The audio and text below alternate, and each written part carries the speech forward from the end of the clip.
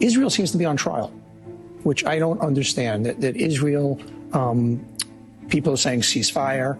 And of course, none of us want violence, but there was a ceasefire on October 6th. And since that time, we know what happened on October 7th, beheading, raping, every inhumane thing that you can do by a group whose only mission is not real estate, and it's not protecting Palestinian people. They put their own people in harm's way. They use them as shields. They've stolen billions of dollars of aid from the humanitarian aid from them. Their only mission is to eliminate Israel, eliminate all Jews.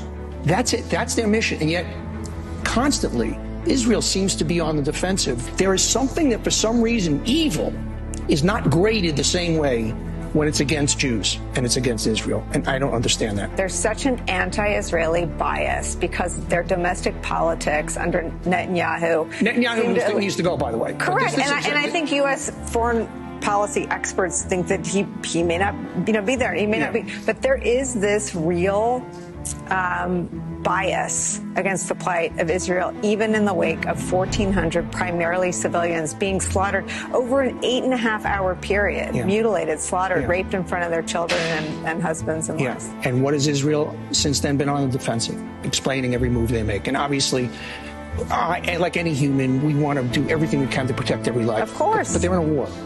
And innocent civilians are going to be hurt, just like innocent Germans were hurt. But you still got to take out the Nazis. You got to take out ISIS.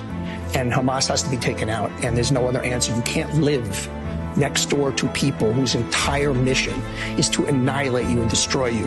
And people in this country are cheering. And the media is just kind of tippy-toeing around it. The Jews are treated different than other groups. That there's a dislike. That there is somehow that Jews being hurt or being slaughtered is different than other people being hurt. That somehow they have it coming to them. Yeah, I said it. That's what this is about. I don't know why the media just can't lay things out evenly. Nobody's asking you to side with either side. Just report it fairly, report honestly, and report one group that is pure evil, and the other group, like us, they're very imperfect, just like we are, but they're a civilized, human value-driven democracy. Hamas is not fighting for peace. They're fighting for death. They don't want peace for their own people.